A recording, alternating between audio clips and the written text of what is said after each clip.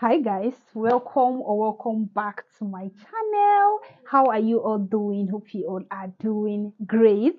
So in today's video, we are going to be talking about things social media has influenced us into, since social media makes us think is right or normal, but just isn't, both as a consumer or as a content creator. So the first thing is perfectionism slash comparison. Yes, social media, we all know that social media is a place where people come to gain inspiration, where people, sometimes when you come on social media, you see people living their best life. If care is not taken, you begin to compare yourself to the life somebody else is living on social media. Now, the reason why I'm talking about this perfectionism kind of aspect is because on social media, like when you look at celebrities on social media, we tend to say that, oh, this people's life is perfect, or what this person is doing is perfect, or what the way this person body shape is perfect. Like everything about that person is just perfect. Like social media is going to promote perfectionism to you. And you know, one of the reasons why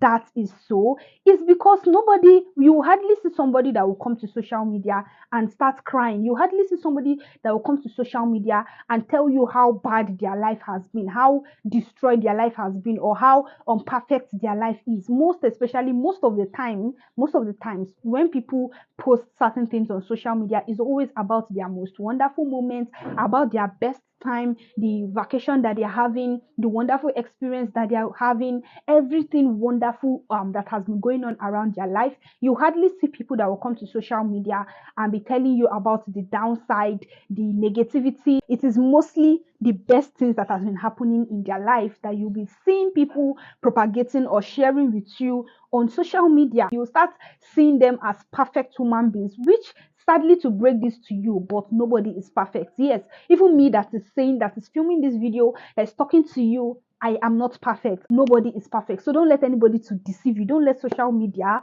to deceive you that perfectionism is actually true. Now, another thing this perfectionism can literally affect us, how it can affect us in our everyday life, is comparison. Because when you see your favorite influencer living their best life, living their most perfect life, it can be very easy, if you're not careful or if care is not taken, you start comparing yourself with them. You start comparing yourself with people online. You even end up comparing yourself with people offline. Yes, you end up comparing yourself with people you see on social media and people you're even seeing around where you are, people that are not even on social media. So this is one of the ways social media has actually influenced us. And then another one has to do with beauty standard. Yes, this is one that is, the beauty standards on social media is out of this world. Like everybody will be telling you, this is the perfect body shape that you should go for. You should have this perfect shape. Or this is the way your body shape should be like. Or if you don't have this type of body shape, if you don't have this type of body stature, then you're not perfect. People will be promoting perfectionism in terms of your living way, like the way you are supposed to be living. This is the perfect way you're supposed to be living. This is how your room is supposed to be like. This is how your parlor is supposed to be like. This is how your workspace is supposed to be like. And people will also be promoting perfectionism in the aspect of how you should talk, how you should relate to people, or you should be talking this way, or you should not have a high tone, you should not have a soft tone, or you should be this way. Like, and then another one is how you look. Now, another thing social media has influenced us into, or maybe when we come to social media, we think it's a normal thing, is toxicity culture.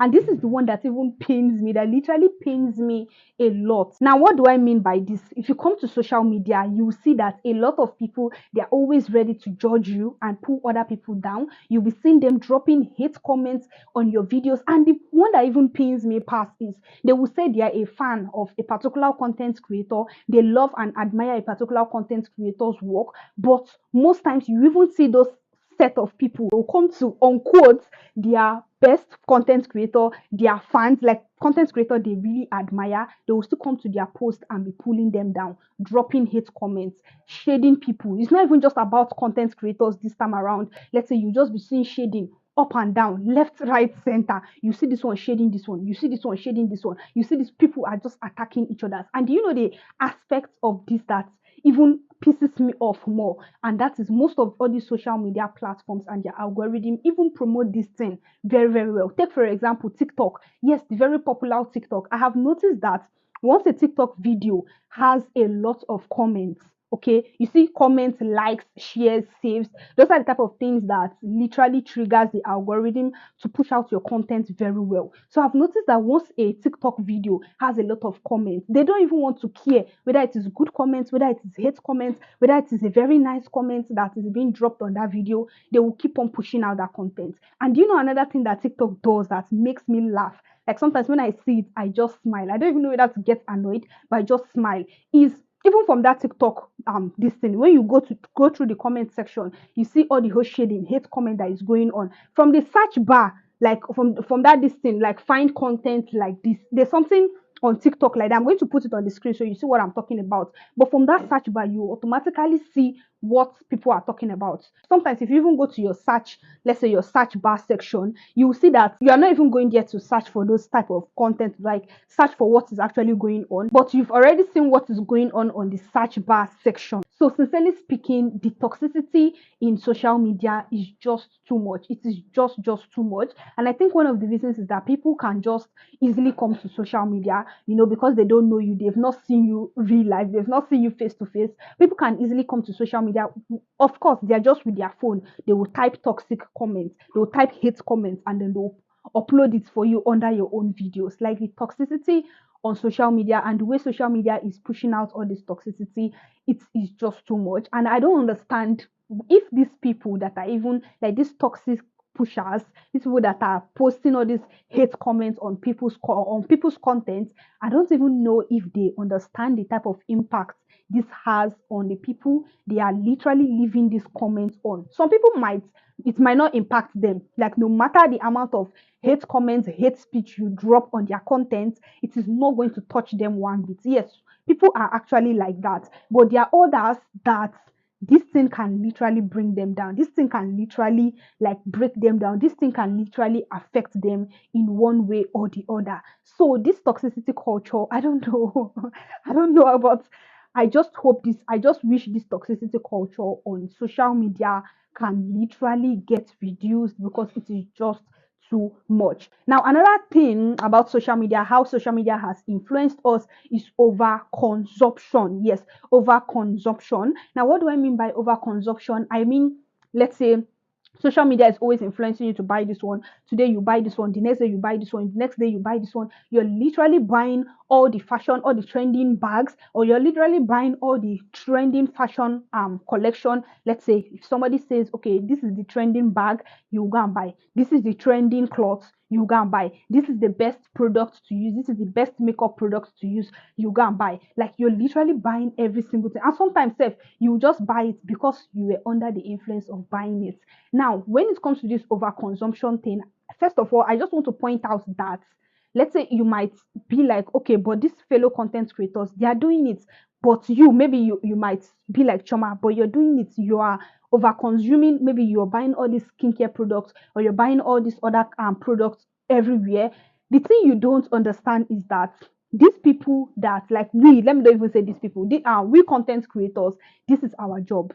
Like if you go to my second YouTube channel now, where is mostly focused on beauty, like skincare, self-care, wellness, and everything just around that niche, that is my job. It is my job to review skincare products. So sometimes I will need to buy this skincare products, make use of it, review it. Sometimes brands will send me all these skincare products. I will make use of it. I will review it. So that is literally our job. Even fashion content creators, it is literally their job to be posting fashion content from time to time, like posting fashion content back to back. And how can they be posting fashion content back to back if they are not going to be buying clothes, styling different clothes? So one thing I want you to understand is that this thing is literally our job. Like we content creators, that you see us having a lot of beauty products, a lot of fashion products, a lot of things. Okay, it is literally our job. And then another thing I want to mention about this overconsumption, and that is for me, sincerely speaking, if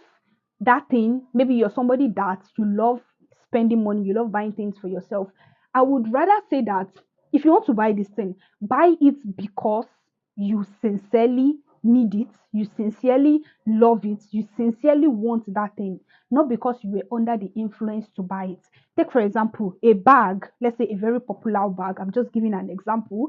Let's say there's a very popular bag now in the market, but sincerely speaking, you don't really like this bag. You don't see any use for this bag, but you ended up buying the bag. Why? Because people are saying this is the trending bag, because you want to go outside, you want to look like you too, you have the money, you too, you are on trend and everything. This is where overconsumption comes into play. But if you bought that bag because, not just because of the thing is trending or whatever, but because you love the style of that bag, you personally love that bag, you will personally enjoy making use of that bag, then fine. So what I'm just trying to say here is that personally, I would only say you should buy a particular product or buy something if truly you need that thing, if truly you love and you enjoy that thing, not because you were under the influence to get that thing. So that's just all I'm going to say when it comes to this overconsumption aspect. Now, the next way social media has literally influenced us,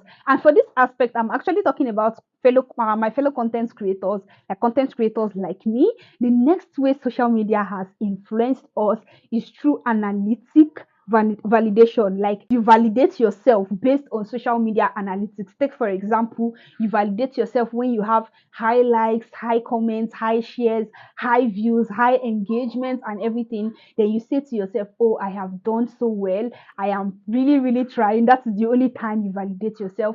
But when the analytics is not favoring you, or the social media algorithm is not favoring you at a particular point in time, you will not be able to validate yourself. You'll be feeling so bad in yourself. Now, sincerely speaking, as I'm saying this thing, I am still smiling. I'm literally smiling inside, because I know that this can be very hard. That's number one. It can be very, very hard to ignore like analytics, to ignore all the social media analytics. It can be very, very hard, most especially for me. Even as I'm saying it, I am still trying to train myself to not be placing my validation on all this analytics stuff. But I'm not going to say that I have gotten to the stage where analytics, social media analytics cannot affect me, because it literally affects me. But the reason why I am bringing in this point is because if we content creators are always placing our validation on all these social media analytics, we are going to find it difficult to always be proud in our craft. Yes, we might, let's say, create a content, we might create a very nice content, then we upload it on social media, and this content did not perform well. We'll begin to feel bad about ourselves. We'll begin to say, are you sure I even put in enough time? I'm supposed to put in enough time. Oh, I don't even like what happened. See, I'm not even, like, you start talking, you start feeling bad about yourself, you start feeling bad about your craft. Yes, this is one of the ways analytical validation can literally affect we content creators. And that is the reason why we need to learn to shift our validation from just analytics. And if we are able to do this, or me, let me even talk about me, if both of us, like, if we are actually able to do this, this will make us feel more happy, it will make us feel more proud, okay, in our craft. We are going to feel happy in our craft, despite the fact a particular, like, this our content did not perform well. We will still thank ourselves. Okay, I have been able to put in this effort, I am happy for myself for putting in this effort. You'll be so proud and you'll be so happy with yourself, and this way you often be able to push on. Yes, and that's another thing, because when analytics are not favoring you, like I said, it's a very difficult thing. When analytics is not favoring you, it can literally prevent you from creating content, like from creating content and uploading it the way you used to do, because you might end up saying, oh, after all, if I post the content now, this platform analytic is not even going to favor me at all. It can make you feel so bad. It literally makes we content creators feel bad. And that's the reason why from time to time we need to train ourselves. Like me personally, let me even talk about me. Personally, I have started that process of training myself. When I upload a particular content and it doesn't really perform well as my content used to perform, I will train myself to try as much as possible not to validate my craft based on that analytic. So doing this will help we content creators to reduce the risks of depression and frustration as regards our content, when we are having bad analytical performance. So these are some of the ways social media has influenced us or make us think it is normal, but literally, actually, it is not normal. So I hope you enjoyed this video. I hope this video was helpful to you. Please give my video a very big thumbs up, okay? Please like my video, subscribe to my channel, turn on the post notification bell so you'll be notified when next I drop amazing content like this. So guys, I will see you all in my next video. Bye.